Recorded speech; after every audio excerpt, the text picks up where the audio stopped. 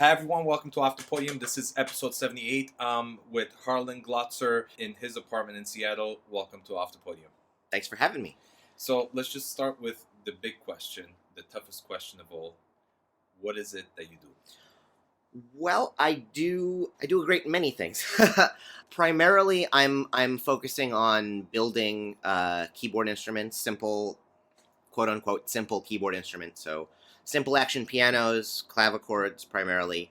I'm also a piano technician and a musician, so there are other things that I take up my time, but that's where my passions are in creating new instruments. How does one become passionate about being a piano technician, fixing and building pianos or harpsichords or any kind of instruments? How was your journey into coming to that realization? My journey was fairly sort of sideways. I sort of fell into it through interest in musicology and organology.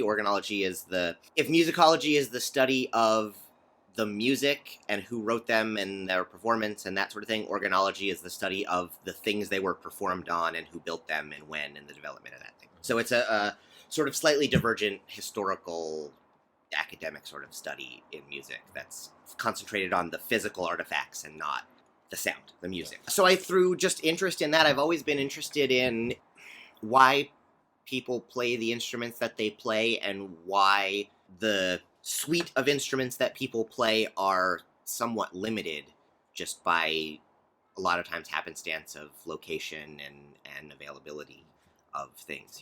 There's a lot of piano players, there's not as many harpsichord players. Part of, you can make arguments for why in a bunch of ways, but a big reason is that there are a lot of pianos and there are not as many harpsichords. Yeah. And so, not that I'm specifically working on harpsichords, but that's just a good example. I remember a couple of weeks ago we got together and you mentioned the book, and now I feel terrible for not remembering the book. Yes. It was, I have it right here, actually. So it was a book just on building. Okay. The book is By Hand and by Eye by George Walker and Jim Tolpin.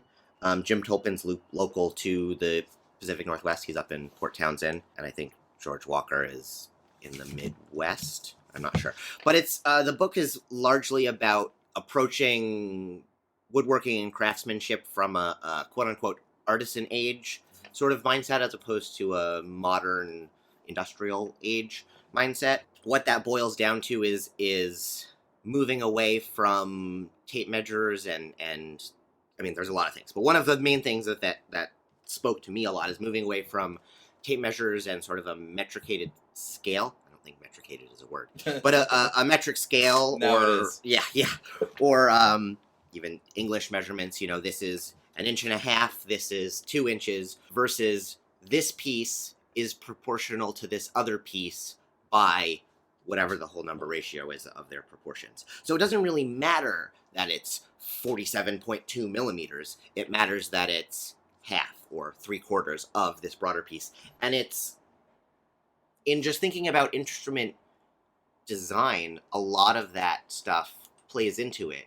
I mean, sonic possibilities are paramount, obviously, when you're building an instrument. But the cohesiveness of the whole as a piece, you can see a lot in like violin shape and the wing design of a piano. Some of that is because physics only works one way, and so how string length translates into sonority, also that length sort of translates into a broader, like the physical footprint of the instrument, which then you can find these whole number ratios and things in there.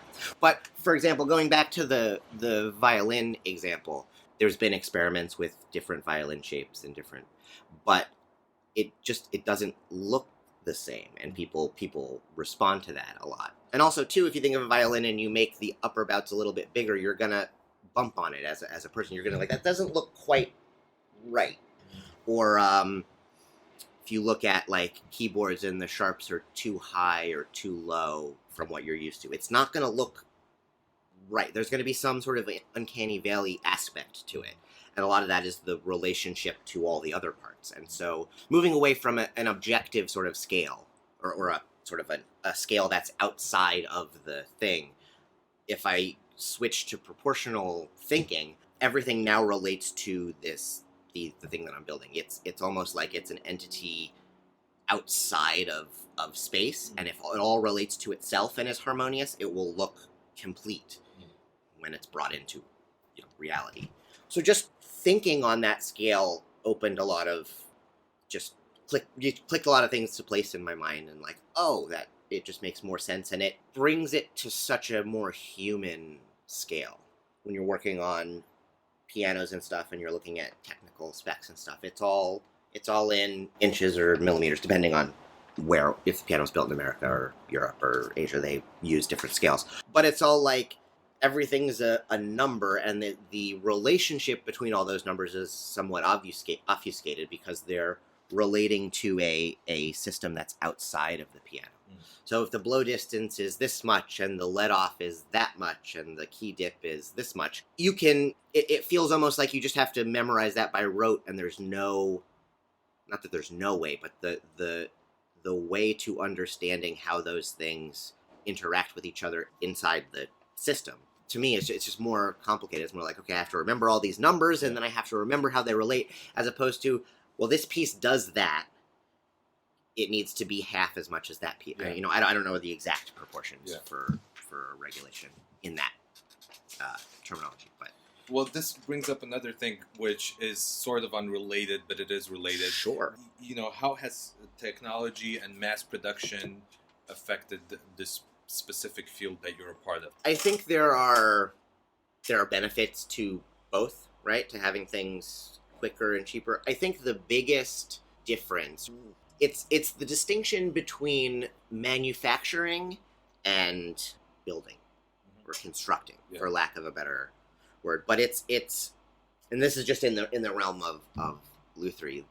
There's value in both of those, but it's a lot of it is what you as the person doing the activity want from it or trying to get out of it. So if the goals are to build as many instruments as fast as possible, as economically as possible, then a fabrication approach is probably, or has a lot of benefits. You can really dial in the machines to create exactly duplicate parts. If you have a plan that's accurate and you're fixed on that, then you can run off a bunch of instruments in the same amount of time that it would take to run off one if you're building it.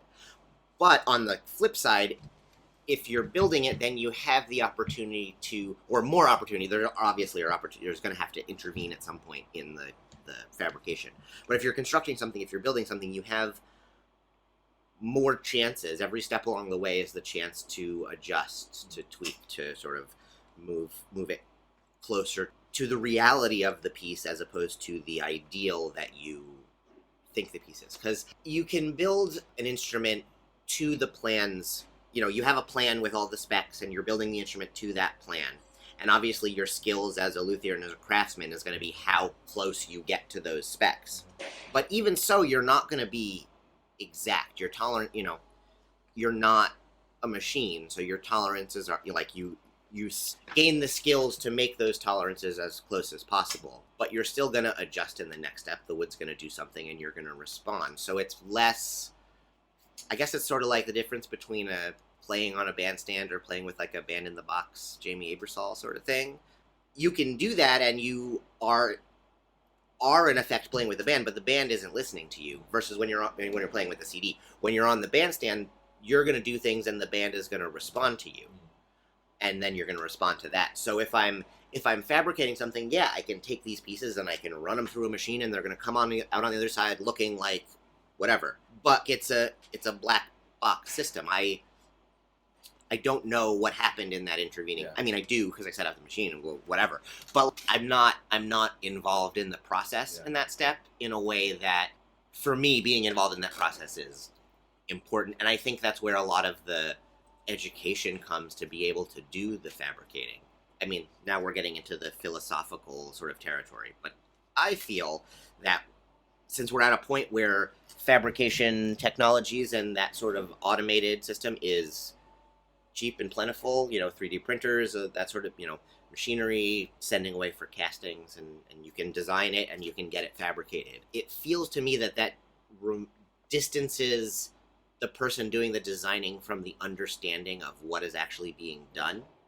even if at the end, even if at the end you're going to be like, okay, I'm going to be producing hundreds of these widgets, but being there and saying, okay, I'm going to take this material and I'm going to turn it into this product, gives you a greater understanding of the material, of the product, and of what it takes to do in the interim. And then through that, you can really understand, you may find out that your product needs to be something different, or there are some things that didn't work, and you can work out those kinks, versus if you doing fabricated, all of that stuff happens without you, and then you are sort of anthropologically looking at your product and going back and sort of backfilling what happened and how to change things.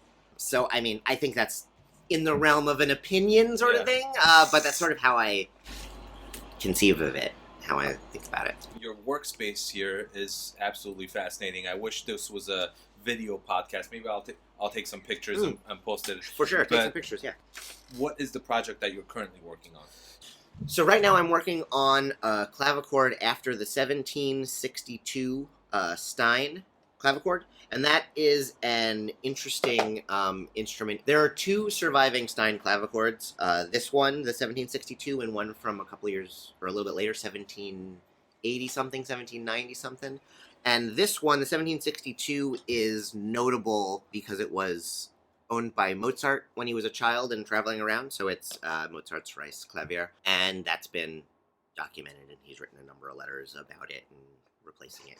And there's corroboration that it actually was his. It's a very interesting instrument. It's 5 octaves, pairwise fretted. So what does that exactly mean? Because there are people who are not going to know what that means. So 5 octaves mean they're 5 octaves.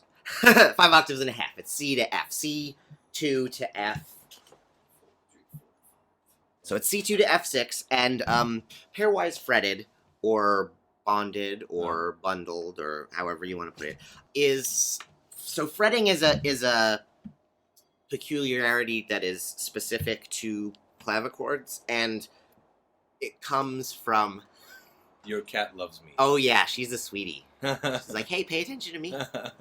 So fretting in terms of clavichords is the same idea as fretting in terms of string instruments, guitar, bass, or stopping on a violin. So you have a string that's a certain length, and it produces a certain pitch. If you shorten that string, you have now a string length of a shorter length, which is going to make the pitch go up. And by how much, you know. Yeah. So the fretting works in the same way, in that when you push a key on a clavichord, front of the key goes down, back of the key goes up. On the back of the key, there's a little brass blade or tangent that comes in contact with the string.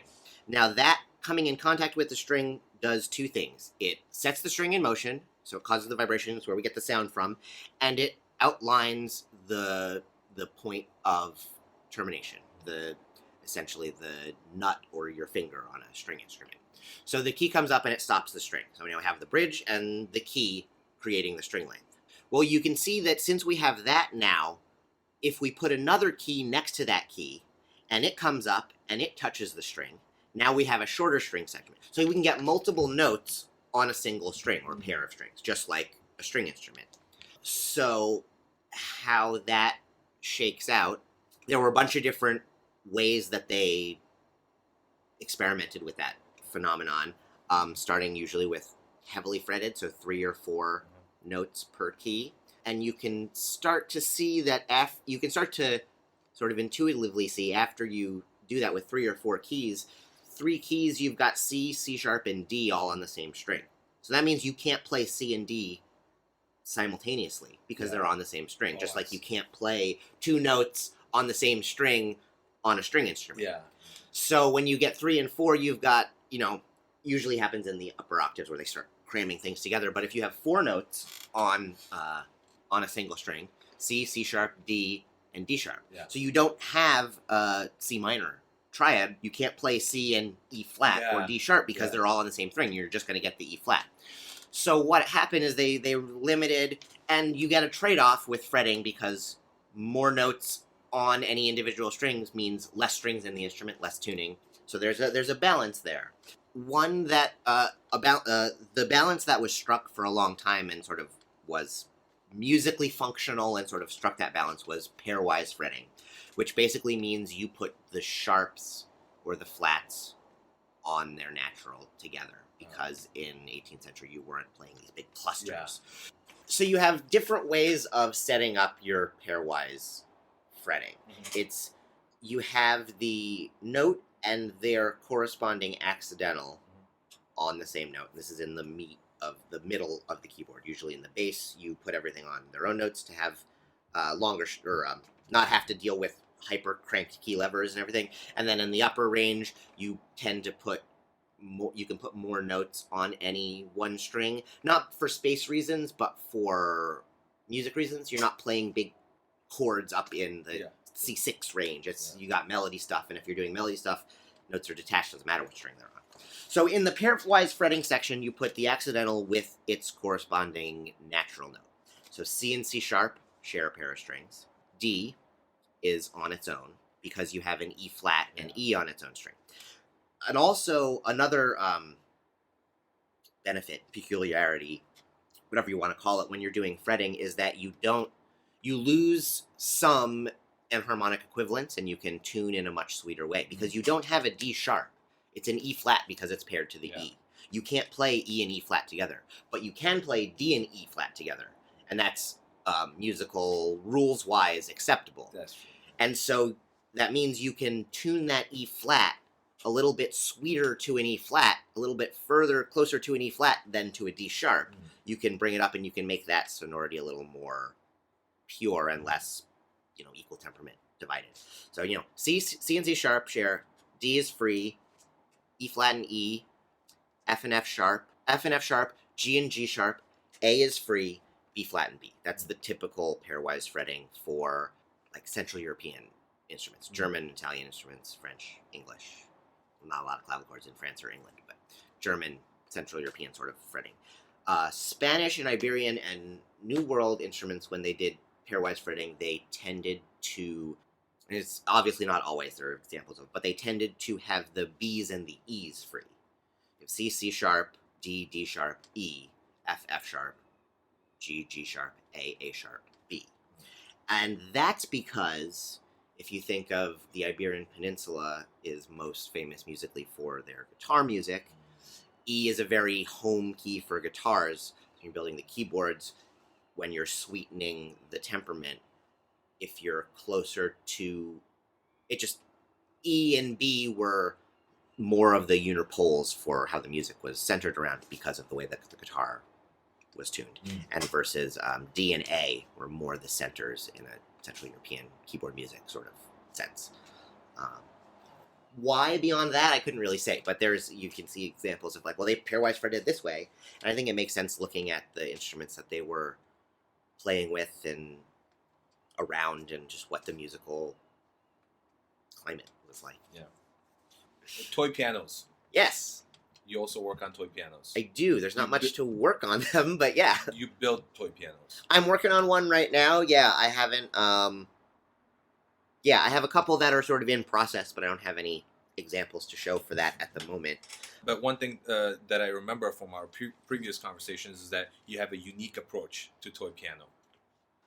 Well, my ideas on working on toy pianos, and what sort of prompted me to embark on these builds is toy pianos are generally, or have historically been in the, relegated as toy pianos, and that's how they started and originated, and I don't think there's anything particularly wrong with that. Currently, toy pianos have gotten a big sort of renaissance, or a lot of interest has been afforded to toy pianos for their musical qualities, for their sonic qualities, and for performances on them, new music, old music. So there's it seems like a lot of people are playing toy pianos, and their construction has always sort of irritated me, because again, going back to the fabrication construction divide, a lot of them are obviously, again, built as toys, so they're put together cheaply. It's a simple action, simple everything. How many octaves? Depends. The one I'm working on now is 25 notes, and I got 2 others that are waiting that are 30 notes. They go 2.5 octaves. There are toy pianos that are 3 octaves. There's ones that go up to 4. But the way that the action is constructed and the way they're put together is simple and not. I don't want to say it's not with the care of other instruments, but it's the target is more get it out, get it done, make sure it works. It's good enough. So there's a lot of noise in the action, a lot of unevenness, a lot of weakness in the like bad touch, and I just like it's a keyboard. I can make a keyboard better. Yeah. And I've had some ideas about using a Spath and Schmal tangent style action to afford me the ability to have different stops. So it becomes a 2-octave instrument, but now it has 2-octave instruments with 2 options of sound color, and then that just broadens your possibilities. So yeah, I'm excited about it. I think they'll be nice instruments. And on toy pianos, the keys are what size, and what are your thoughts on the actual size of the? Well, key size is interesting. Typically, it's interesting because modern pianos, all of those sort of things, are heavily standardized. So you're not going to get much when we're talking about modern pianos, concert pianos, uprights. Doesn't matter. Little spinet, big upright. The key size is by and large going to be the same. The octave is going to be the same, and that's a fairly modern idea. And that's the same on the toy piano? No. That's what my question was. No, I'm getting. I'm getting there. Okay. So backstory. So on pianos, the key size and the key octaves are all uniform. It's sort of been depending. Doesn't matter the maker or whatever. Like Stitchmas and the key size are all. It's a fixed number by and large. Then that wasn't true for a long time. So there are a lot of keyboards, early keyboards, particularly pianos and earlier clavichords, harpsichords, that vary in key size, vary in key width, vary in key length, how big the natural plate is, how narrow the tails are, how high the sharps are, and these afford you a lot of different possibilities in playing.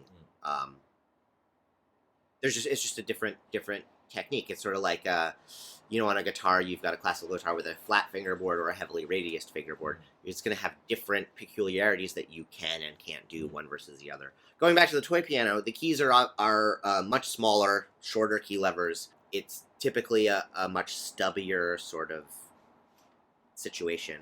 The one that I'm building, I've extended the key levers a little bit and given a little more space. I think it'll be a little more conventionally playable.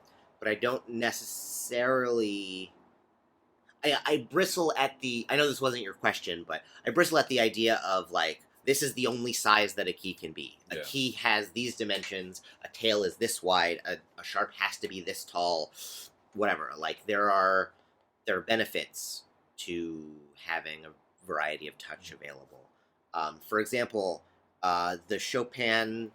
Well, any of Chopin's stuff is contemporarily considered fairly difficult. It's a high level pieces, and they are high level pieces. They're very complex and lovely. But a lot of the difficulty in playing Chopin on a modern piano, modern English action, is the touch on an English action is much heavier than the piano that Chopin played on and wrote those things on. So all of those flourishes were much more easily executed because the touch weight was a lot lighter. So the finger strength needed to do is a lot less and can be a lot more alive, and so you can get all of those figures. And so then people now try and like muscle through it on a big piano, and people can do it, and it's great and it's beautiful. But if you sit down at a Viennese, 19th century Viennese piano, and you'll see like, oh, this was written for this. It's like playing the Bach lute suites on a guitar in standard tuning. You can do it, but if you put it in a lute tuning, you're like, oh, that makes sense. Like, there's a logic to why that was done that way. So I think that's an advocacy for more different types of pianos, more different types of keyboards, different actions, different stuff, because there's more music in there that I don't think people realize that can be brought out when you change the tool. Yeah. In your conception of how the music is played or brought is different. Yeah. And since you're a Renaissance man, sure, the last part of what I know about you is the bandoneon. Yes. A little bit about the bandoneon, your career, and what you do with that now. So I play the bandoneon. It's a squeezebox instrument most known for Argentine tango music, which is what I play on it.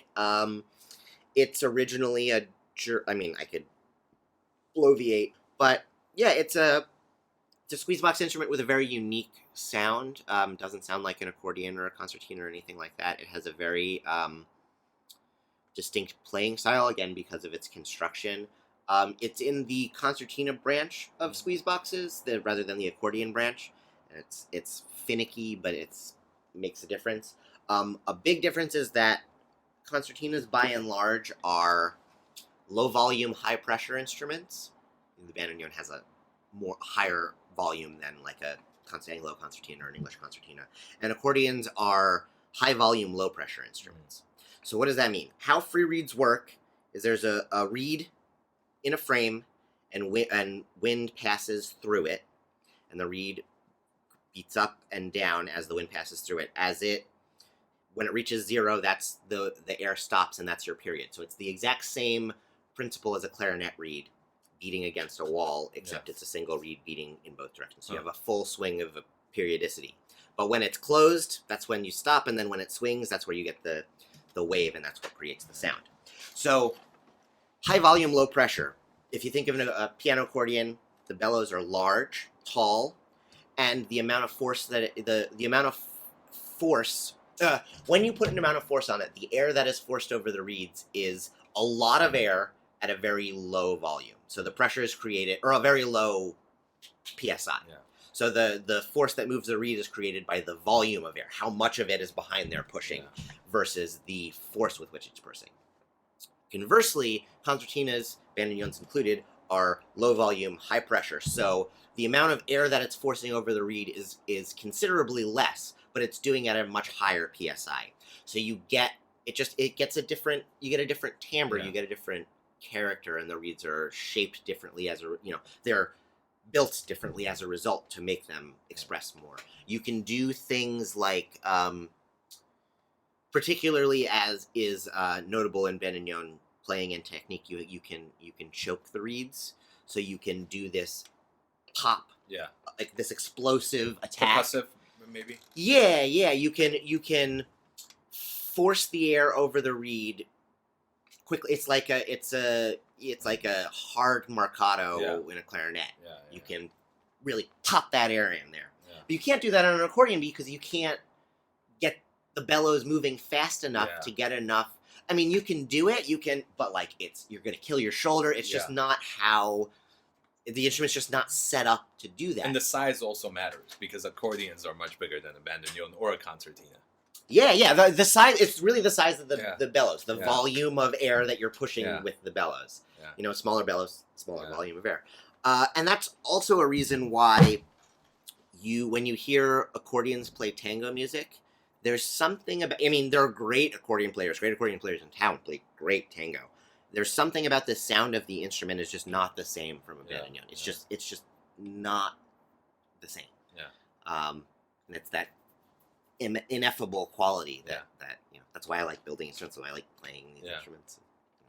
And concertina, I've collaborated with you. You've played with one of my orchestras on the bandoneon, and I've also collaborated with the concertina player. And what I've realized, or what I noticed, just as an observer, I guess, is that the bandoneon does have a bit more percussiveness to it than even a concertina, which are closely related. Yeah, definitely. Yeah, a lot of that has to do with, again, and this is I should make a distinction. This is Argentine bandoneon technique versus German polka bandoneon, and what's the other one? Chemnitz concertina.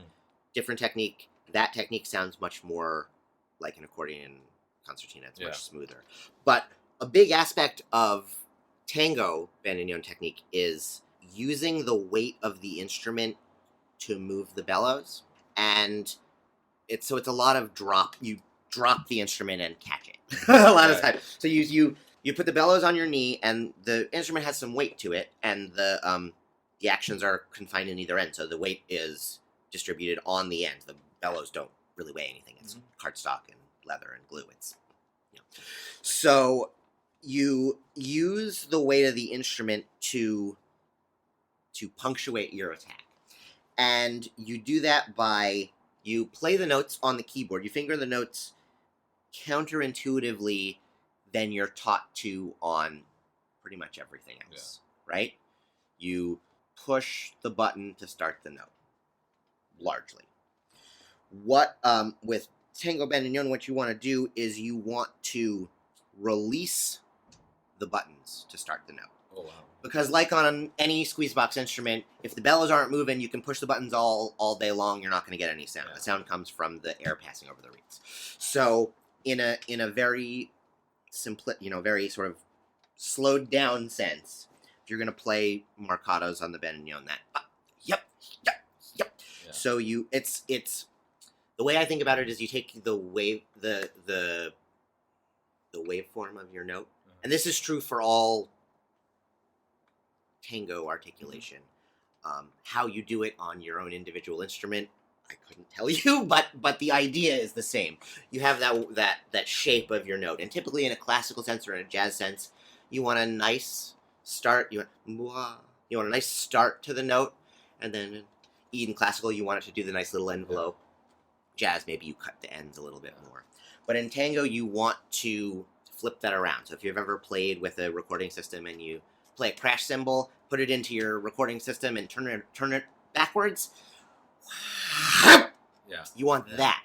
Yeah. You want the noise, the unmusical noise to be at the front end of your note, and you want the back end of your note to be the explosiveness and immediately followed by silence, and that's where you put that on the beat.